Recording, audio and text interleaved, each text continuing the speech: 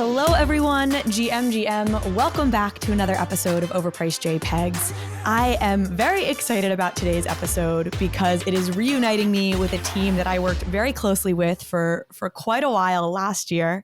And I am joined by the new Here documentary film team. It is Dan Sickles, who is the director, creator behind New Here. He was the youngest director to ever win Sundance. He's directed several independent films that have done incredibly well at festivals and with audiences. And his two of his producers, I should say, there's a couple others who didn't make it, but Hannah Roodman, who has been working on film-like campaigns for NGOs and international organizations for over a decade at this point, and Bruce Cheung, who's an independent filmmaker, also has been in the crypto NFT space for a number of years now as well. Another producer on the film. I'm so excited to have y'all. Thank you for having us, Carly. It's good to see you. We have been through the trenches together, and so I think we'll probably end up starting there. I know I learned a ton. I think you guys learned a ton, and because this project has evolved a lot, and I'll talk a little bit about what the initial intention with this documentary film, which is about NFTs and about the crypto art community, but also has an NFT component to it that I worked on with y'all. So we'll talk about what we really learned. I think there'll be a lot of teachings that other folks who are interested in the overlap between like film and entertainment and NFTs will be able to take from this. But of course, we're also going to talk about what you guys are doing now, the film itself, which is really documenting the crypto art like story over the last 2 years or so, which I think is amazing. You have incredible people involved in this film. So we're going to get into all that good stuff. But first, we do need to hear a word from our lovely, lovely sponsors. MetaMask is the leading Web3 wallet to get you access to everything you need in Web3. If you're just getting started on your NFT journey, you need MetaMask. And if you need to fund your MetaMask account in order to buy that NFT that you've been eyeing, well, now you can do that directly through MetaMask. Just click the blue buy button on the home screen. Personally, I'm mad that I've spent extra gas fees transferring money from Coinbase to MetaMask in order to buy NFTs. I've been using MetaMask directly, and it is so much better. You can also buy stable coins and native tokens from Ethereum, Polygon, Avalanche, CeeLo, and others, and you can do it directly with your debit card, your credit card, through Apple Pay or Google Pay. And there is now an improved buying experience on MetaMask Mobile. You'll only see tokens that are in your region, so it's personalized to you, and you'll get real-time quotes, so you know you're always getting the best deal.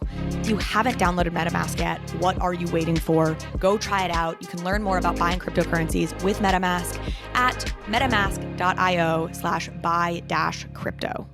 Immutable X is the layer 2 platform for crypto gaming. Immutable offers massive scalability with up to 9,000 transactions per second and instant transaction confirmation. No more gas fees, no more waiting around for your transaction to clear. Immutable's zero knowledge rollup finally unlocks the world of crypto gaming. Immutable X is the only gas-free NFT minting platform with over 26 million NFTs minted, all with zero gas fees. With the power of Immutable, gaming developers don't also need to become smart contract developers. They just need to plug in to Immutable's API and instantly start unlocking the full potential of crypto assets inside of games. This is why world-class companies and projects have decided to deploy on Immutable X, like GameStop, Ember Sword, Planet Quest, Illuvium, TikTok, and many more behind the scenes. So start building your game on Immutable X today at immutable.com.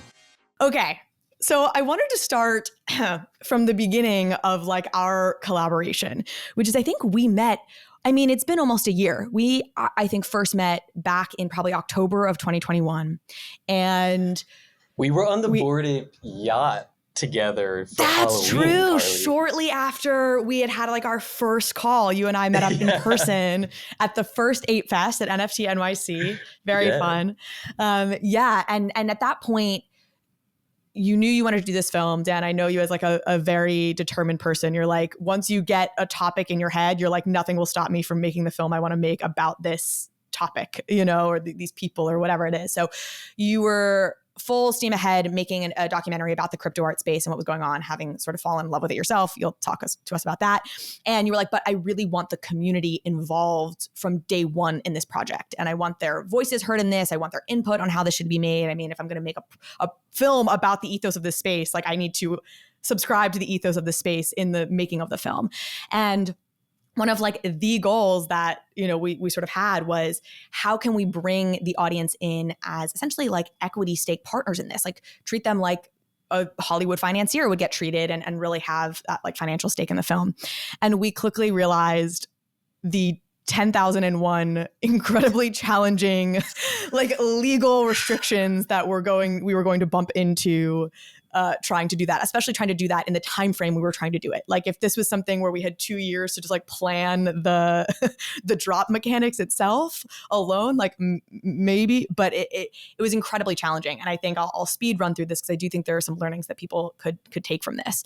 So we rapidly realized like, okay, clearly this needs to be a security, which means using something called Regulation CF. And there's only like a handful of brokers really in the world that are like able to handle a Regulation CF crowdfund raise where you're actually issuing a security. Then it becomes a matter of like, okay, if you're going to go with one of these brokers, you need to issue basically ownership in a company. And we couldn't have ownership in your production company for a number of reasons because you have, whatever, a number of projects there. We won't get into the details. So we're like, all right, we need to set up a new LLC entity that people can maybe have an ownership stake in. Then we're like, well, maybe we could do this like financiers style agreement, like what we do with the producers, but like with every single person individually. And then we're like, cool, we're going to have potentially 5,000 financiers agreements. We can't do that. Then the separate LLC, we wanted it to just kind of pass through the money to New Here, your project, and then just pass back the profits to the owners. But that actually isn't legal in a Reg CF crowdfund. So then the LLC was actually going to have to be like a agency partner, but then that's impossible to market to. Anyways, I could go on and on and on. It just became a complete legal quagmire and is so reflective of like why we need kind of the new Web3 movement to just like catch on to the rest of the world, because there's so many opportunities that like retail investors are missing out on because the laws are kind of not modern anymore and not up to speed with the world we're now living in. Okay, so with that incredibly long preamble, can you catch me up to speed on like where you are now in terms of incorporating the Web3 community into this filmmaking process and where you are with the current NFTs that you want to, you're offering to folks to be a part of this whole journey? Absolutely. So yeah, I mean, the way in which you spoke through it was much calmer and cooler and collected than like the in live process of the going experience through of it. Yeah. I know I've already spoken too much, but I should say the original concept was we're going to have an NFT that represents the film. We're going to fractionalize that NFT and sell fractions of the film to individuals. I mean, like the number of iterations we went through on this is like staggering. Yeah. Absolutely. And like really, really worked hard to do like the due diligence of asking all the legal questions off the bat. And I mean, you and Hannah were really attacking it in, I mean, such an astute way that like, honestly, I feel like I tuned out like 1/3 of the way through of that history, just purely by virtue of like, I don't know how many more lawyers we can speak to about what these potential problems are. And the knots just became so complicated to untie. But where we are now, I mean, it's in a much better place. We've been able to bootstrap production for essentially the past 14 months or so. And, because of that, we've been able to capture 95 or so people and their experiences in the space. Most of those being interviews in a studio, but then quite a few artists and thinkers actually like on location in process of making art or performing or whatever it is that they do. And right now we're actually looking to raise the rest of the budget to complete the film. With nonfiction, like usually the upfront costs of production are a bit lower than fiction. But when it comes to post-production and the editing process, and particularly this film that will be pretty VFX heavy and including a lot of the digital art that we know and love, there are some larger expenses that come with completing a film of this ambition. So we are starting actually our public mint of the New Here drop, which is a 10K collection of avatars, combining all of the iconic traits of everybody that we've worked with on the film so far. So it's actually pretty radical, and like the avatars, like they look sick and they're cool because I mean, if you know the space well enough, then they're instantly recognizable. But Bruce has been working really, really hard on it, and been really focusing on it with our artists. So I think he should maybe speak a bit more to the details. And Bruce, before you dive in, let me just quickly, you teased there, the 95 folks you've worked with on this film. Like, can you give folks a sense of just like the magnitude of the people and the artists you've gotten to interview for this film? Yeah, for sure. I mean, who can we tell? Who can you spell? We've worked with Tyler Hobbs, we've worked with Claire Silver, Gmoney. We're setting up our interview with Loopify, actually, is somebody that people know. Yesterday, actually, we just filmed with Raoul Pal, who's a brilliant macro economist. It's like we're spreading, very, very wide to capture sort of like the biggest spectrum of this sort of crypto community as possible. One person that I love talking about that we did an interview with is actually Jasty's mom. Jasty, I don't know if you know him. He's like, I believe he's probably 14 or 15 now. He's a young artist in the space.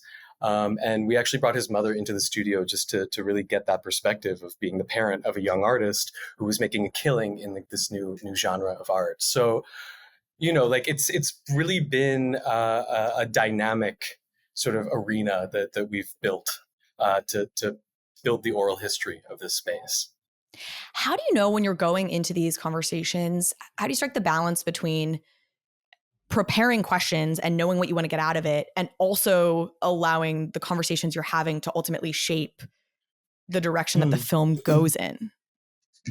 That's a good question. I mean, it's really a balance between, it's good to have producers in this conversation too, because it really is a matter of production. Like, I can really, when I lock in with somebody, I can really sort of get lost in conversation, So I think, we attack a lot of these interviews with like knowing the information that we definitely need to get on film, and then trying to like leave room to sort of play in conversation, and sort of attack like these more abstract questions about what this space is in different ways from different angles.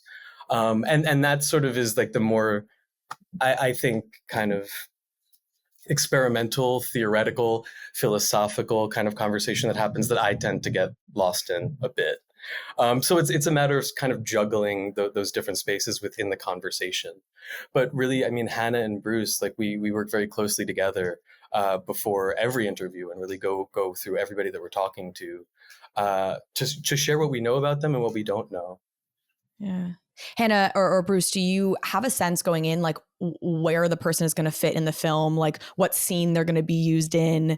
If it's like an independent film where it's not scripted, in advance, and we'll talk about why this film's really interesting, because it is a hybrid in like fiction, nonfiction in some ways. But like, do you already have that in your head when you go into these conversations and when you're prepping the research for it? That is a really, really good question. So I think, for example, yes, like, yes and no. Depends. I love this quote that Shane Boris, the other producer in our squad, who couldn't make Academy it here, Award nominated producer, documentary producer. So we have an amazing team. Anyway, he said to me something recently that that documentary filmmaking is truly an act of faith, and I think that we instinctively know that because it's a really emergent process, exactly what you're asking. But on the other side of that, it's also highly controlled because this is a hybrid film, and it is held in this script of this character Rookie, who we can talk more about. But yesterday we interviewed Raoul Pal, who is an amazing macroeconomist. Yeah. And we knew that we wanted him to help us set up the stakes of why this entire technological revolution needed to take place. How did we get here historically? And sort of the, all angles of the question of the values that this space is upholding. So the opposite end of the emergent spectrum is also that this is a scripted movie. Bruce, I do want to have you explain the NFT drop, but because we're rolling on this and it's fun, can just explain to folks the hybrid nature of this film, whoever wants to dive in and talk about that, like that it's a documentary and you have interviews with all these incredible, very real people in this, but there's also this like fictional character arc, or non-fictional character arc, I should say, I guess, but like, will you explain it? Somebody explain it. I can talk a bit to that, and then maybe Bruce can also speak to how we're working with avatars and sort of metaverse. Yes, would filming. love that. Yeah, I think like the structure of this film is unique in that like I'm building it sort of as a film within a film, right?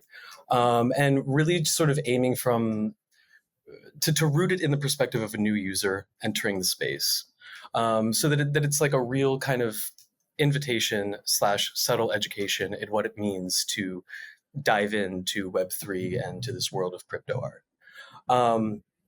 So that not only is it you know full of oral history told by the people who were there actually building the space in that time, but that also the film itself is experiential, which to me makes it a film and sort of like lifts this type of storytelling beyond just a slate of interviews or a series of interviews, let's say. It's ambitious. Yeah, it's wild. But yeah, I guess the easiest way to say it is, like that the story is really sort of being told from the perspective of Alice falling into Wonderland, or Charlie going, like entering the chocolate factory.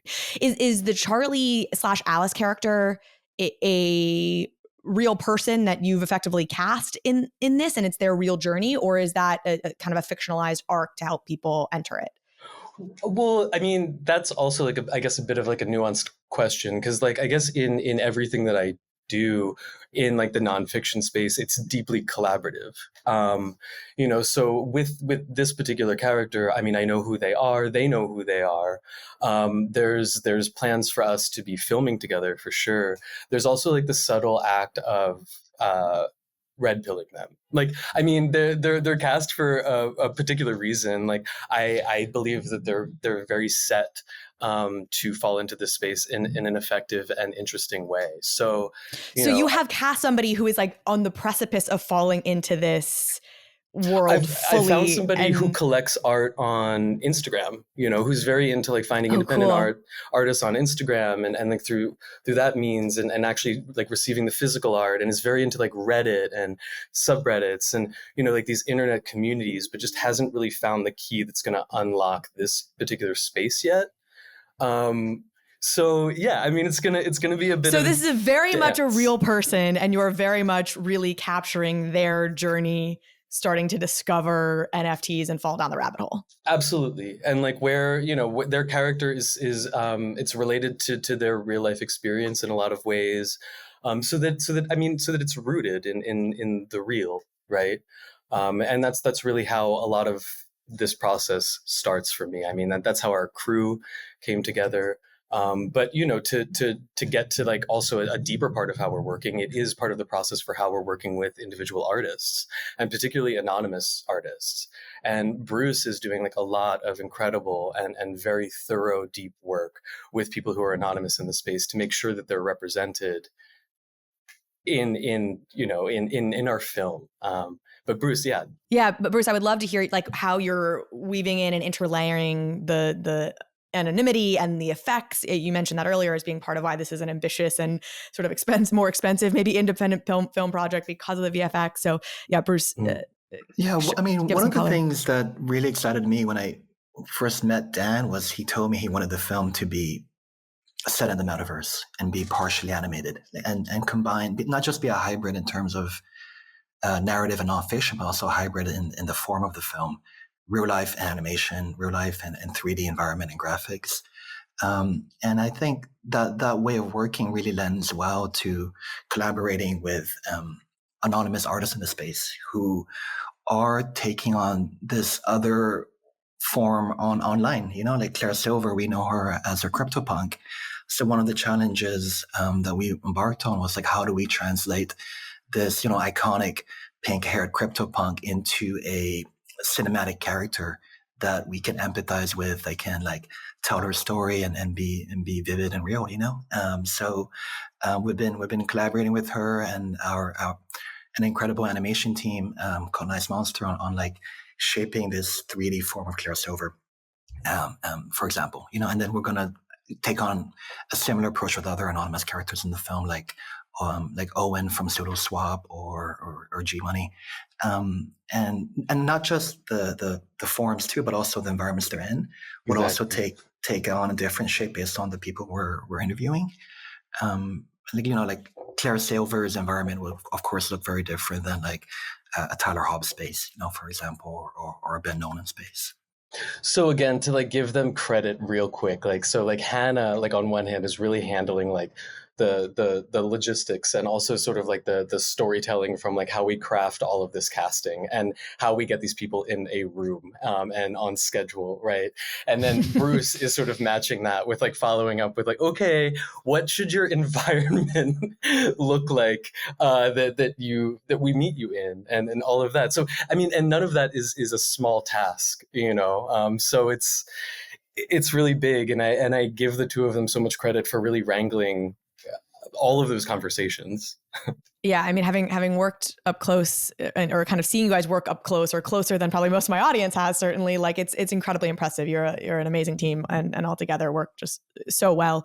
So to explain to people a little bit more, like a lot of these interviews are being conducted in like green screen rooms oftentimes. And so that's where you're able to then craft this metaverse sort of animated environment around folks. But you also are going to, I imagine, intersperse some real footage. I know, are we allowed to say what you've done with Tyler Hobbs? Yeah, absolutely. Is that public? Like, Yeah. you were at Bright Moments when he did one of his generative art, launches and sales and auctions. You've been to his studio in Texas. So we'll also see real world environments where some of these people work. Is that absolutely right? I mean, like you're the first one to know this, but we have this incredible backstage moment during a Pussy Riot concert with her and one of the highest grossing living artists of all time. Wow. And a few other incredible crypto artists. And like, it's this tiny moment where it is utterly Web3 because like, the cast is like, wait, this person and this person and this person, they're all in the same room, like talking,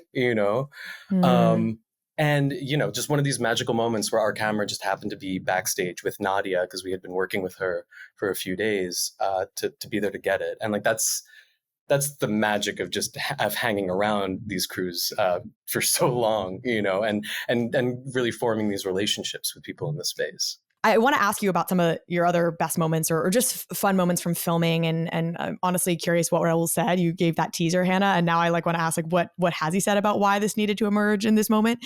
But I want to ask, given the structure of this film and that you're coming at it from the perspective of like a new person falling down the rabbit hole, and that's what the journey you're tracking, is the goal here for you to red pill newcomers? Is it more a love letter to people already in the space? Like, who's the ideal audience member for a film like this? That's a really good question.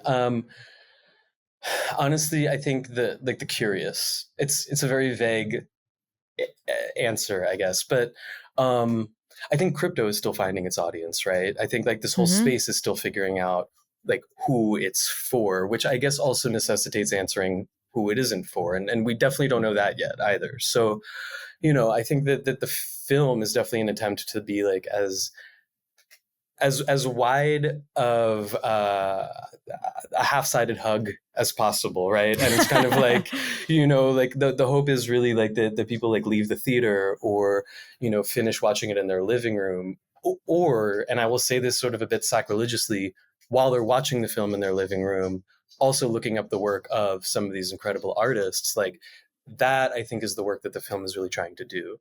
And to that end, like where our team is really making efforts to preserve everything that we've shot and make that accessible to people who encounter the film and want to know more about anybody in this particular film, because our cast is huge, Hannah, did you want to jump in? Definitely, because I think people are listening to this and wondering like, okay, so interviews, documentary, cool. So I'm going to learn something about crypto. You will learn a lot. But the thing is we are artists, nonfiction filmmakers, and definitely in the scheme of the hybrid and experimental nature of this project, we are artists and our skill is making people feel things.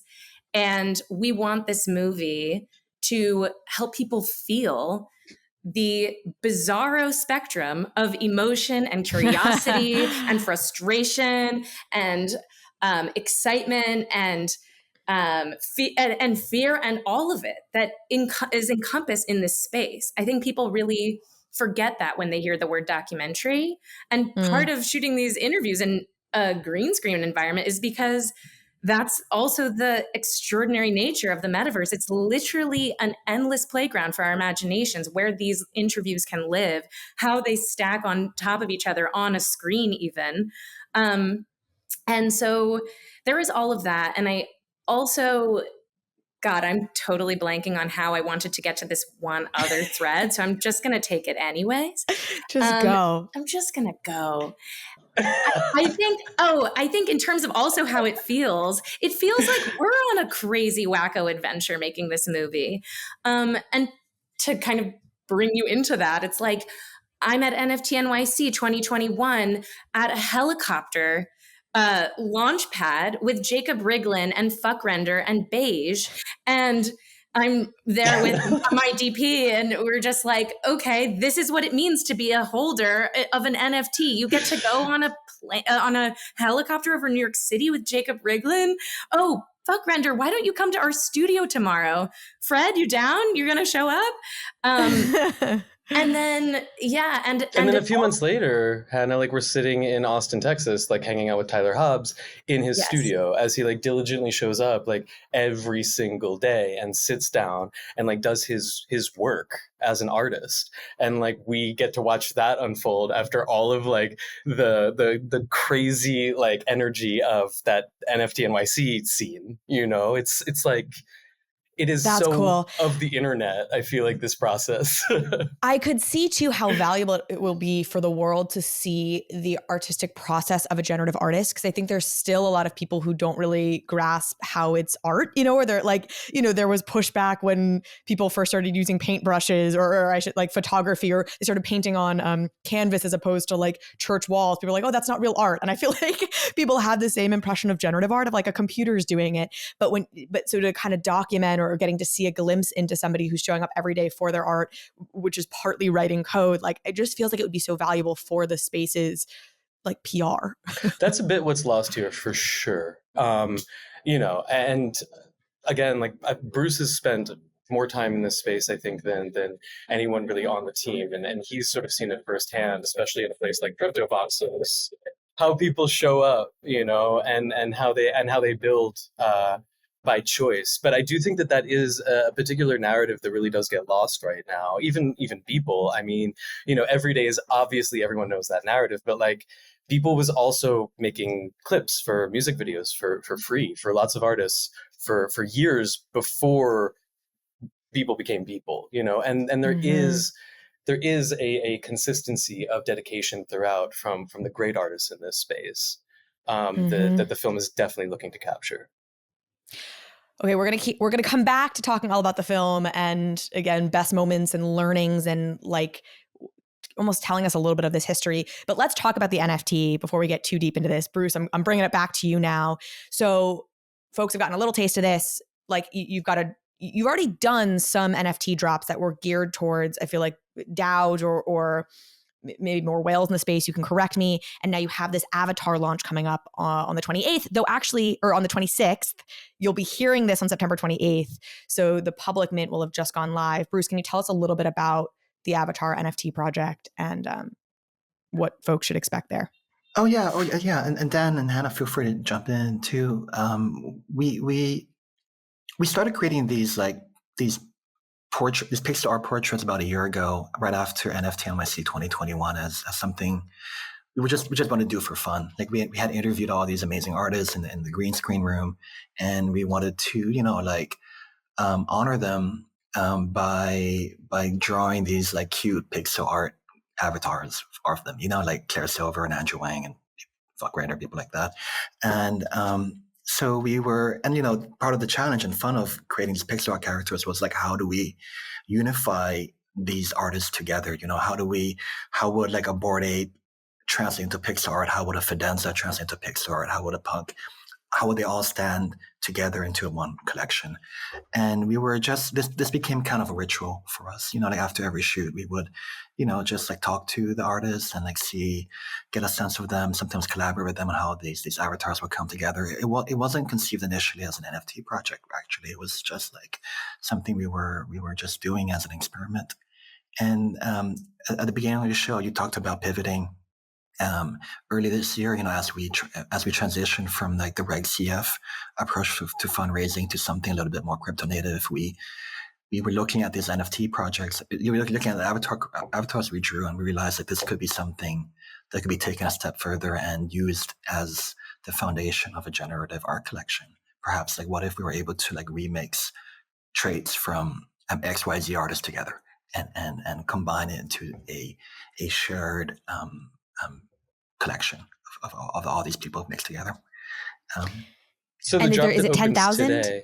Yeah, the drop that opens today is exactly that. It's a 10,000 avatar collection, and every avatar is generated using a combination of the iconic traits of our cast. So really, again, like if you know the space enough and you know people's PFPs enough, you can sort of piece together who you have. So you might get a generated character that again is like Tyler Hobbs' face with Claire Silver's hair, and like 4156 spot or something like that. Whoa, I got very excited. But some of them like look really sick. I mean, like BitPixie's avatar in particular, like I'm really excited to see like how those avatars are generated, because she has like some awesome pixelated wings. And yeah, there's basically a whole ecosystem that we're going to be building out using these tokens, and sort of what it means to hold a token and how we engage with the token holders and sort of open up this world of media and sort of documentation and archive that we've created over the past 16 months or so. I'm assuming you have permission from all of these artists to use the pieces of their various avatars and traits in this generative work? We do. And, one thing that we're also doing through this drop is including all of the artists in the gross revenue as well. So 15% of the revenue will be going to the artists included in the drop in perpetuity. And for me, I don't know, that's a very exciting, it might sound like a small thing, but in the world of nonfiction, it's a very exciting opportunity actually to sort of find ways of the people that you're collaborating with to mutually benefit from raising the budget of the project that is telling the story that you've already lent your time to. Like it's important to remember that like everyone shows up to the studio, like everyone that we filmed with actually showed up and gave us their time, and that was in exchange for nothing.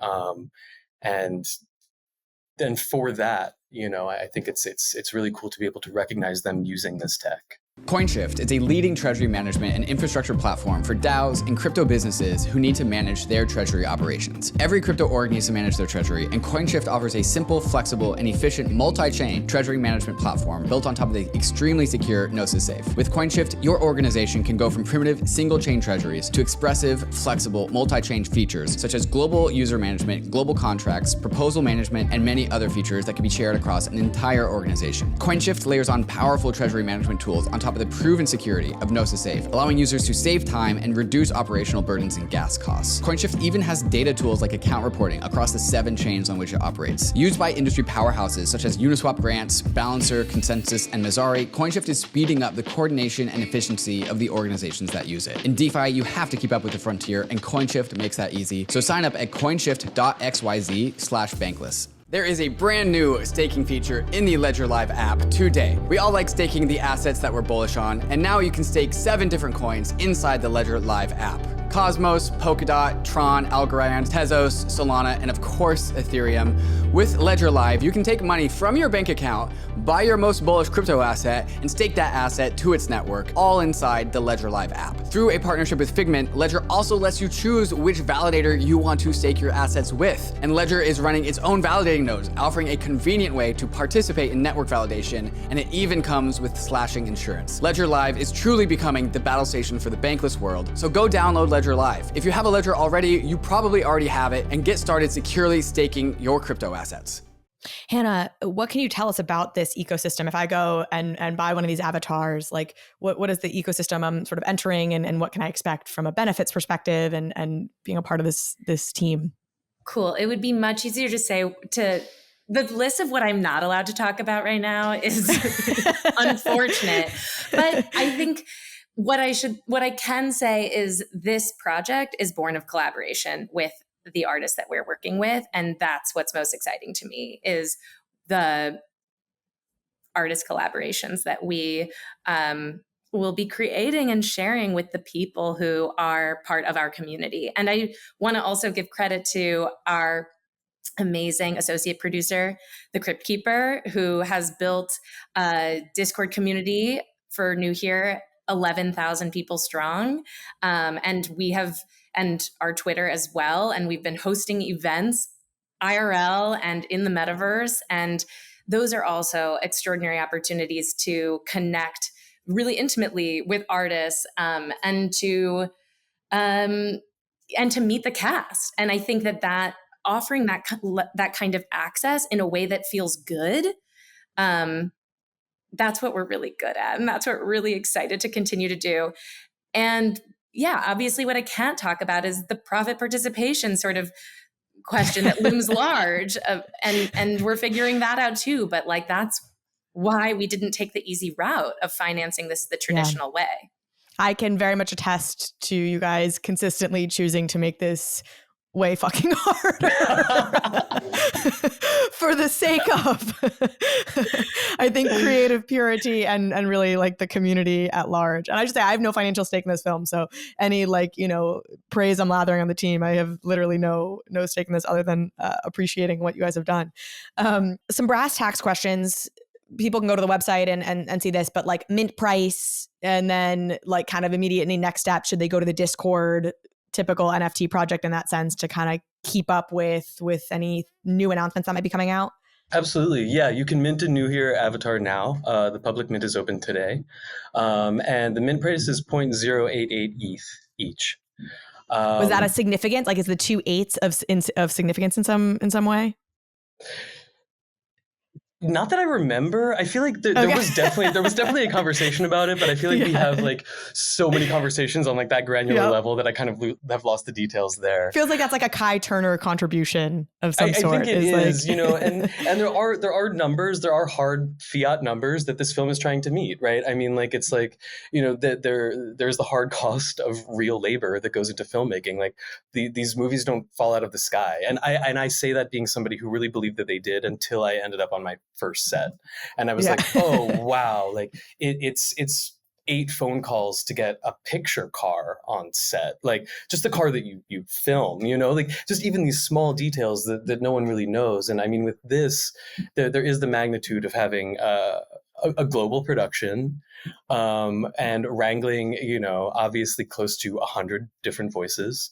And then the hard editing work of really putting that together in a narrative that speaks to both people in the space who deeply love it and deeply know it, but also especially people outside of the space, right? Where are you in the timeline of this, right? Again, we referenced that you approached, I sort of had an initial conversation with you about this a year ago, effectively, and you were just starting. How long does it take how long will it take to finish producing this film? And then maybe we'll talk about the steps that come after that.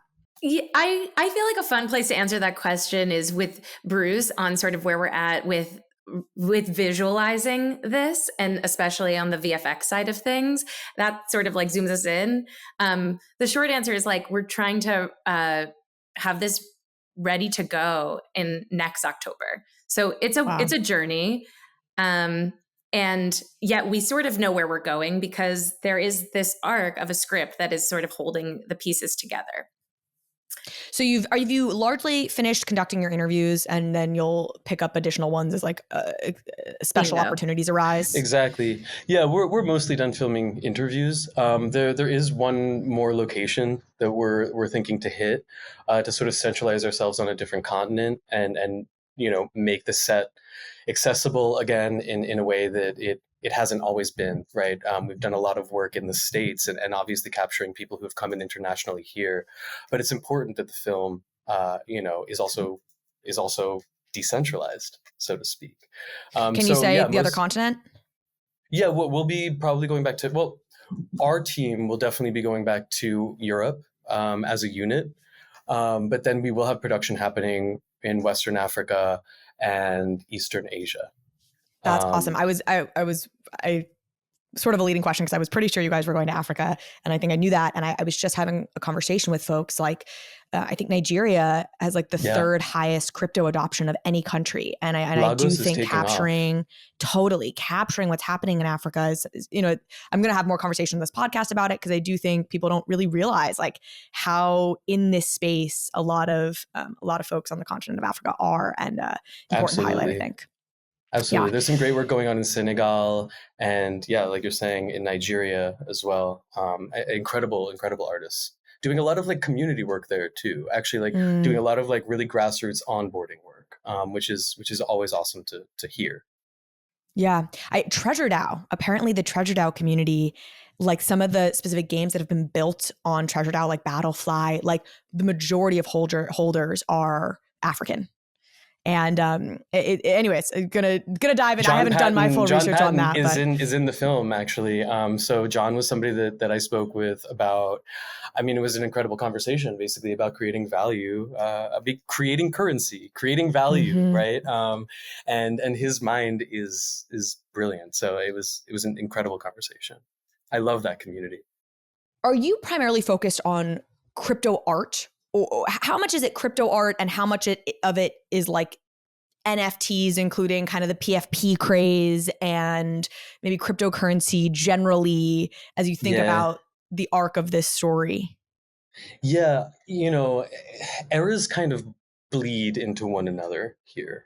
I think that, like, you know, really rooting this film in the initial intentions of the tech is an approachable way to start, right? And we had the incredible opportunity to film with Haber and Stornetta, and they are the people who invented blockchain technology in 1989. And you know, they came up with this idea basically on the understanding that the world was becoming more digitized, and all of these documents were going to like live on this web, you know. So many things were still being figured out, but they saw it coming, and they were asking themselves, like, how are we going to know which document is authentic? How are we going to be able to authenticate things in this digitized world? And from there, they basically built the system that we know as blockchain. Wow, so you guys start in 1989. Like, if you were going to say the earliest kind of moment in the film is not chronological. Yes, and I mean, if we talk about the conversation yesterday, we also start at like the fall of the British Empire. Okay, tell me that story. Tell me that story. What does the fall of the British Empire have to do with my monkey JPEG? Wow. Okay, so I'm not going to be the best person to spin this thread, I don't think. But essentially, there is a narrative historical arc of decentralized governments and communities and nation states becoming more centralized and sort of coming up with globalized orders. And that's sort of what we saw happening, especially after the end of World War II, with the creation of things like the IMF and the EU, and plenty of other organizations that, again, like historians are probably more equipped to speak about. But, you know, now, again, this is sort of where the film is rooting itself to, is like the current paradigm is really sort of, it's untenable for so many different reasons, right? For debt, for inflation, for currency being consistently devalued over time. And yeah, I think that like from there, we really have like then the birth of a new system that I think was really born out of necessity, at least to Satoshi and his team of cypherpunks in the beginning, but now to a wider and wider and wider growing group of people who sort of see this fucked, corrupt system, like something is super rotten in the state of Denmark, right? And more education is happening as to what this is all about. and how this sort of financialized system works. And I think that like really showing this space as an alternative to that traditional paradigm is really where we kick this film off. And then going a step deeper is to say that crypto art and NFTs are the culture that is speaking and attempting to speak to that space in all these different ways. And this is like, we're talking about geopolitics right now, which we probably didn't expect to do on this podcast today. I didn't prep you for the geopolitical quiz that was forthcoming, but fair. But the way that this is felt in the movie is our protagonist, this character Rookie, is a millennial, and we're starting with that sort of widespread anger that this generation has about their disenfranchisement from the financial system. And it's that sort of emotional tenor. The meme of like, oh, welcome to your third once in a lifetime, or like once in a generation crisis. Yeah, bingo. So we're really asking, like, well, how did we get there, and what's the alternative? I mean, there's so many different artists really working to answer that question too, and like make this entire system more tangible and more digestible for people through art and how art communicates. And that's why it makes so much sense. Like that's why PFPs make a lot of sense. That's why crypto art makes sense. It's like these ways of attempting to communicate what this is all about. You know, we spoke to Sarah Mayohas also very early on, and she was working with Bitcoin before NFT that did not exist, this term, right? And she saw Bitcoin and what Satoshi created as like some sort of new avant-garde material, right? Mitchell Chan has a very similar take on this. Rhea Myers as well. Maybe it's like BitPixie, who maybe is someone who wouldn't make a bar in physical space, but as a convener of community, makes one in the metaverse and starts to create real rituals for people to come together virtually. And like in sad moments after a lot of money died, or enjoy to, celebrate what is being built in voxels. Like there's so many different ways that we can enter that question of why this alternative. What is the most interesting insight, or like a comment or a thought that somebody shared that you were like, oh my God, that's so interesting, and it was an aha moment for you, or it changed the way you think about things? I'd love to hear that from each of you. Maybe Bruce, we'll start with you. Just bring it in here. For me, what really sticks in my heart still is what Clara Silver talked about. How your digital self can live on after your physical self passes. Like there's like this concept that like maybe 100 years from now, maybe like the Clara Silver AI is still out there living, and our virtual selves can live on. Someone who wonders a lot about the impermanence of the real life physical. Like the what can linger for a while is really thoughtful. Yeah. Two responses to that. One, I Snowfro, I know, once talked about like, you could program something so that your generative art pieces that were set to not release until after you died. And like, that was a really interesting concept to me. So I totally he like gifted a punk to someone to basically be delivered to their wallet on their 18th birthday. I think wasn't it a fund? Oh, maybe there was also the punk, because he did that for his friend. He put $5 of, I think it was Ethereum, in a wallet that won't unlock until their daughter. Yeah, exactly. That's turned 18. Yeah, he thinks really progressively about time and how you can use smart contracts in really interesting ways with time. The other thing that's a bit lighter about this is I have a friend who's very interested in immortality and like how can science get us to the point where humans can live forever. And he's sort of made money now, and this is like what he spends his time thinking about. And he was like, you won't be surprised probably to learn that there's like a lot of our funding comes from like crypto people. And just like crypto people have this wiring or this fascination with just like maximum permanence life. Yes.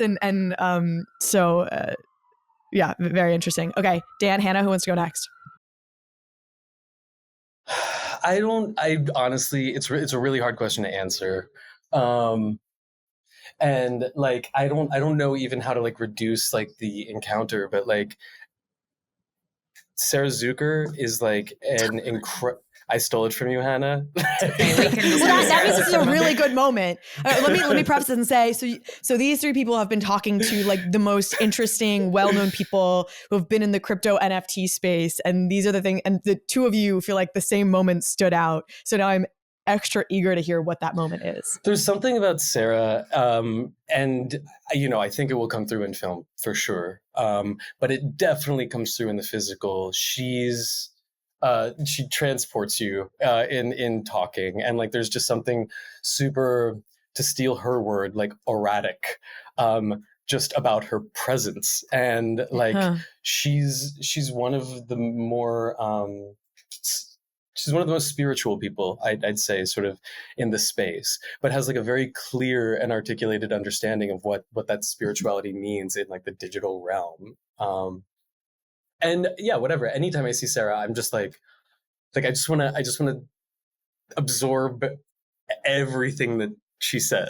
Is there a nugget you can give us of like a point she's made that you're like, oh wow, this like unlocked something for me, or I thought about the world differently, or this crypto scene differently? Quote. Hannah, you can take that then. God, the witch and the wand, the mycelial network. I love that too. The fact that the bear market is a wildfire. I mean, like, it's the witch, not the wand. That's an incredible phrase. Okay, what's the witch, not the wand? That it's the artist, not the tools. It's the spirit, not the physical, in a way. Yeah, it's the sorceress. Do any of you feel like you have a better sense of where all this is heading, or where we might land in this space in a year, 2 years, 5 years, 10 years, having embarked on all these conversations? Yes and no. I mean, I guess that when you're talking about the future, you're expanding parallel universes of possibility. And so there is a really extraordinary utopian vision of how this all goes down, of wealth redistribution, of UBI, because we've got the robots to do our jobs. And there's like a scary version too. That I think maybe even just magnifies the problems that we have right now, of financial disenfranchisement and also populism and just this like widening extreme and people not being able to listen to each other. That's all there in the space that we're talking about. And I want to weave in the Sarah moment that stuck with me, which is we talked about why people are so resistant to this technology, to NFTs in particular. I mean, we all know that it is just a wildly potent subject. Everyone has strong opinions. And for Sarah, her analysis is it represents the NFT space, the crypto art space. It represents self-sovereignty. It represents our own empowerment to create value from scratch because of the relationships that we create and nurture, and because of the sheer creativity that comes out of our brains. And she talks about how people are terrified of that freedom. And that's why maybe this is such a loaded, potent subject for people, is the NFT space. So my hope for where this all goes is that we maybe all get a little bit more literacy with our own power, because these tools becomes much more accessible to us. Like, yeah, sure, I'm going to go fund my own startup or my own art project or whatever. Like that risk becomes less risky for more people. That would be a hope. You're reminding me of the quote that I feel like I attribute it to Oprah, though. I think it's Marianne Williamson, isn't it? It's like, it's not our inadequacies that are our greatest fear. It's like the idea that we are powerful beyond measure, and that's actually people's greatest fear. Which, to be fair, I've always been like, I don't really fucking understand that quote. Like, I'm not actually afraid that I'm powerful. I'm afraid that I'm inadequate, but I'm probably just not deep enough to like really know what my deepest fear is. But that's sort of what you're talking about.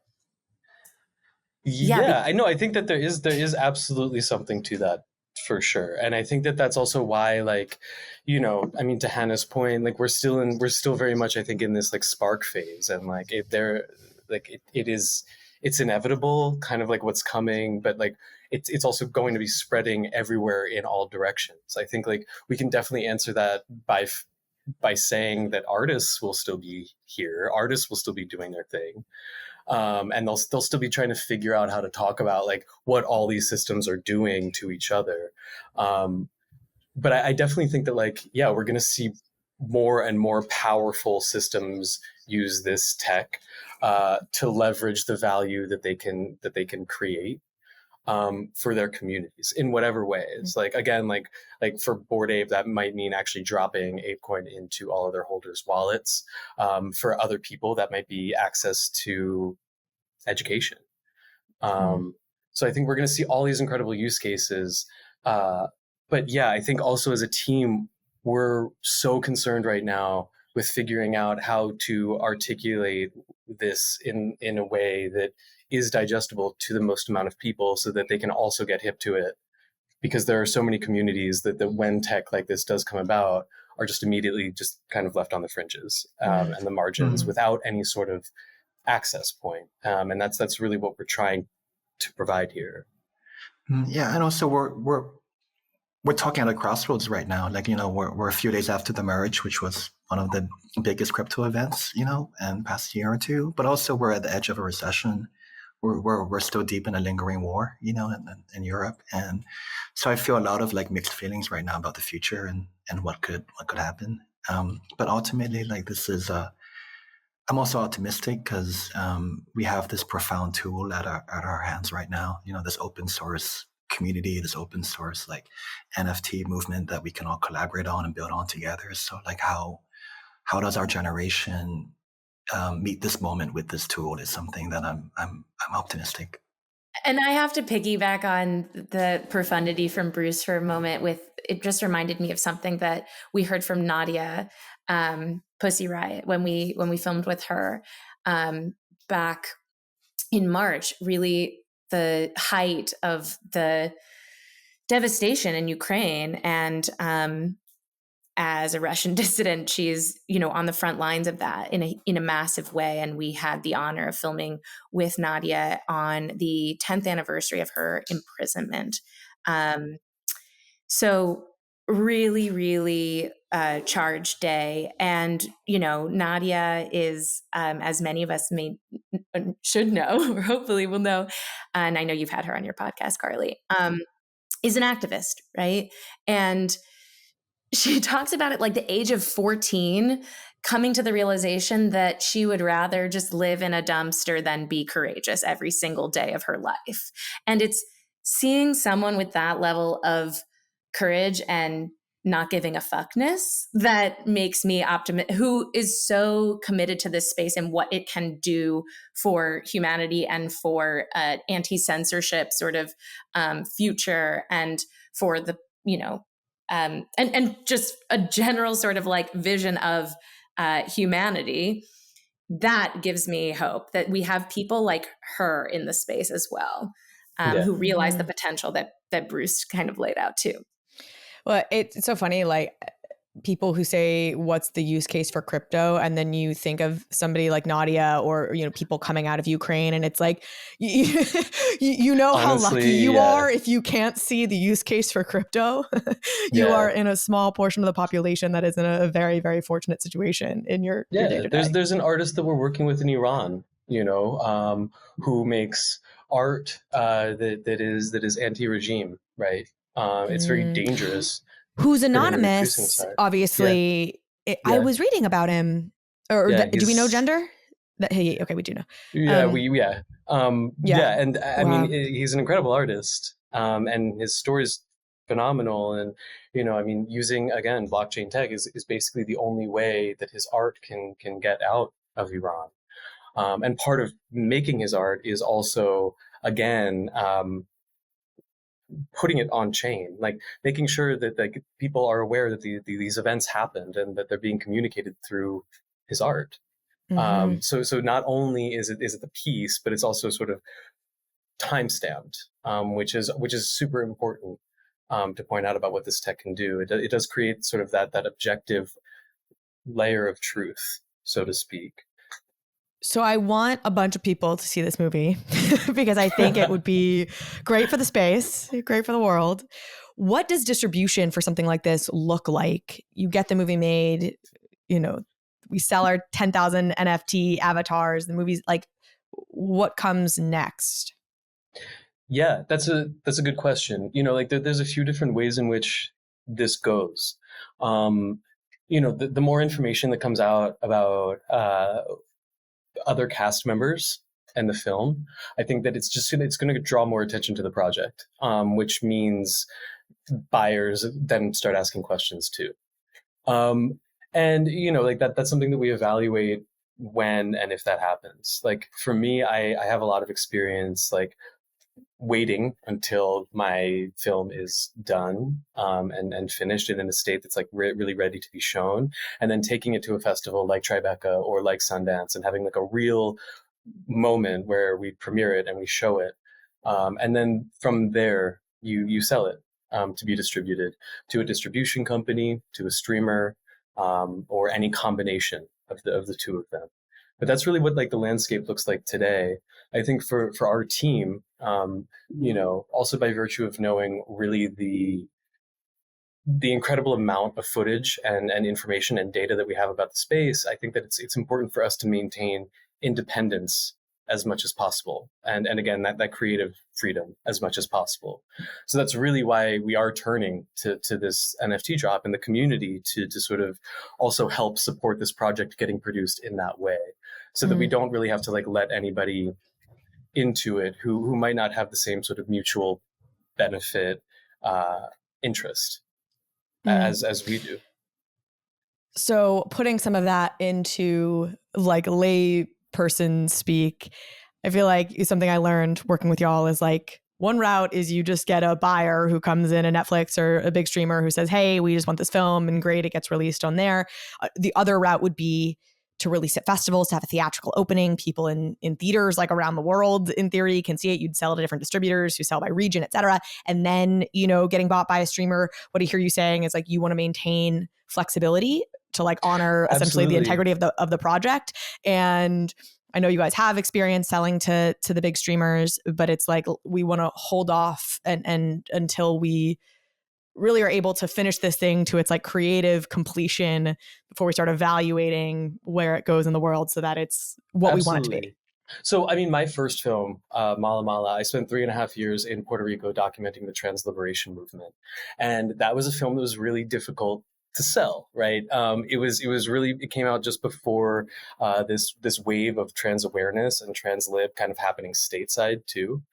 And we found a way to get it into theaters, and it opened at IFC in New York. The programmers gave me a week, and people turned up for it. And then the film spread. It went to LA, and then it went to Canada, and then a proper distributor picked it up. And it was only after that Netflix ended up purchasing the rights to that film globally for 3 years. And I've had that experience before. I mean, my second film was very similar too. Like we had a proper theatrical release, and then that's still available on Hulu. Dina is still up there to be watched. And I think that there's something about that sort of like, we have this incredible community that is collaborating on the film. And there's something about keeping this ours until it's ready really to be celebrated by a wider group of people and seen and owned in a way. I want to jump in there and also say, okay, filmmakers are artists and we are business people as well. And so, yes, we're talking about the value of having flexibility till the end from a creative perspective. It's nice to have that flexibility, but we also want to have the flexibility so that we can have a really successful sale, because we also want to thrive as artists, and we want all the investors behind our project to thrive. And we know how to do that, and we're committed to doing that. So when you are able to kind of hold the sale of a movie until you have finished it, then you open up a lot of doors for maybe we'll just license it for this period of time. We don't have to give it in perpetuity. And there's all of these very, very cool things that then we can continue to do as a community and as a team to build out the media that we've created apart from the film. And that's like really as much as we can say about kind of like what the future of this project looks like beyond just the token drop that's happening today. Is that like I'm very, very much in the mindset of building films that have legs. They're screened all the time, at different festivals or community events, and like that to me like is something that I'm definitely looking to build out with this. Like this isn't a film that's going to happen and then disappear. There's an entire ecosystem behind this project. So to close, Public Mint has launched today. By the date this is going to be released, it's Wednesday, September 28th. It'll be released, and folks can go to, is it newhere.xyz? We'll of course include the link, but why not just shout it out here? Yeah, what's the link folks go to? And you can follow us on Twitter at newherexyz. You can check out the site at newhere.xyz. Both of those places have links to our Discord. DMs, I think, are open on all accounts as well. So if there are any questions, like apart from the drop itself, if you're looking to get involved as an artist, as an animator, or whatever, I mean, like we are open. This is how we built our team. This is how we built the project. This is a project very much of the space, and will continue to be built that way. So we're looking forward to continuing to work with people to realize this insanely ambitious vision for New Here. Awesome. Well, thank you all so much. I'm proud of what you guys are doing and excited to see the film and appreciate you coming on. You're the best, Carly, and you do such incredible work. It's been awesome, really, to like also watch what you've been able to make happen in the past year. It's really remarkable. Thank you. Back at you. We're all grown up, you know? Kumbaya, we are y'all. from a year ago. Kumbaya. Thank you, Carly. Thank you, Carly.